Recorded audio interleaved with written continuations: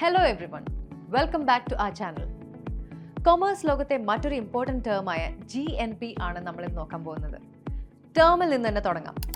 GNP അഥവാ gross national product ഒരു രാജ്യത്തിൻ്റെ മുഴുവൻ എക്കോണമിക് ഔട്ട്പുട്ടിൻ്റെ വാല്യൂ ആണ്. അതായത് ഒരു രാജ്യത്ത് പ്രൊഡ്യൂസ് ചെയ്തിട്ടുള്ള എല്ലാ ഗുഡ്സ് ആൻഡ് സർവീസസും ക്രിയേറ്റ് ചെയ്ത മണി വാല്യൂ. അതിൽ ഡൊമസ്റ്റിക് റെസിഡൻസും ഇൻ്റർനാഷണൽ റെസിഡൻസും ഉൾപ്പെടുന്നു. ഗ്രോസ് ഡൊമസ്റ്റിക് പ്രോഡക്റ്റ് ഒരു കൺട്രിയിൽ പ്രൊഡ്യൂസ് ചെയ്യുന്ന വാല്യൂ മാത്രമേ കാൽക്കുലേറ്റ് ചെയ്യുന്നുള്ളൂ. എന്നാൽ GNPയിൽ റെസിഡൻസിൻ്റെ ഓവർസീസ് ഇൻവെസ്റ്റ്മെൻറ്റുകളും ഉൾപ്പെടുന്നുണ്ട്. ബട്ട് ആ രാജ്യത്തെ ഫോറിൻ റെസിഡൻസ് ഏൺ ചെയ്യുന്ന മണി വാല്യൂ ആഡ് ചെയ്യില്ല.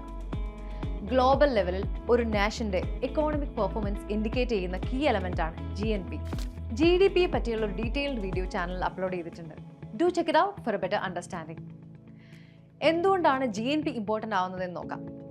ഒരു രാജ്യത്തിൻ്റെ എക്കോണമിക് സ്ട്രെങ്ത് ബ്രോഡ് സെൻസിൽ കാണിക്കുന്നത് GNP ആണ്.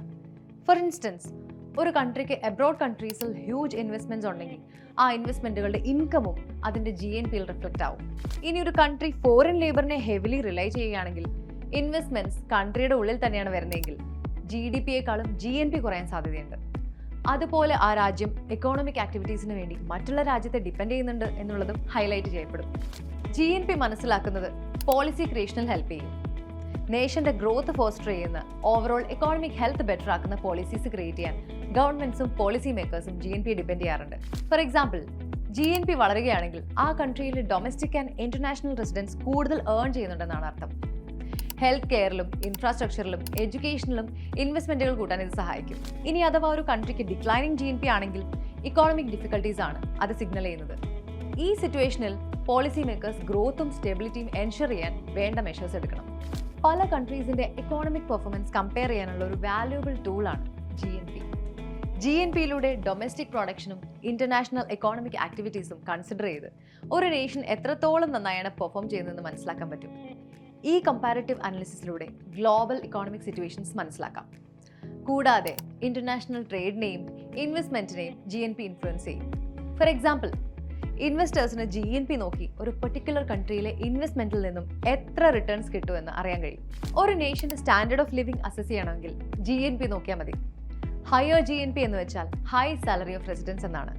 That again means better standard of living. എന്നിരുന്നാലും GNP പെർ ക്യാപിറ്റ കാൽക്കുലേറ്റ് ചെയ്യുന്നതും ഇമ്പോർട്ടൻ്റ് ആണ്. GNP പെർ ക്യാപിറ്റ എന്നാൽ GNPയെ ആ കൺട്രിയുടെ പോപ്പുലേഷൻ കൊണ്ട് ഡിവൈഡ് ചെയ്യുന്നതാണ്. GNP പെർ ക്യാപിറ്റ ഇൻഡിവിജ്വൽ പ്രോസ്പെറിറ്റിയെ സൂചിപ്പിക്കുന്നു. ഇനി ഹൈ GNP ലോവർ വെൽത്തുള്ള പോപ്പുലേഷനെയും സൂചിപ്പിക്കും. എന്നാൽ ചെറിയ പോപ്പുലേഷനും ഉയർന്ന GNPയും ആണെങ്കിൽ ബെറ്റർ ലിവിംഗ് കണ്ടീഷനാണ് സൂചിപ്പിക്കുന്നത്.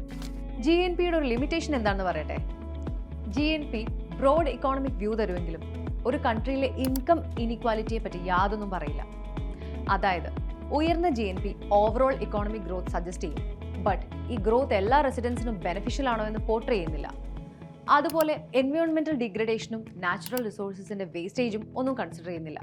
സോ ഇൻ കൺക്ലൂഷൻ, GNP ഒരു നേഷൻ്റെ overall economic health, global economic standard of living പോലെയുള്ള കാര്യങ്ങൾ സൂചിപ്പിക്കുന്ന ഒരു ഫാക്ടറാണ് നമുക്ക് മനസ്സിലായി.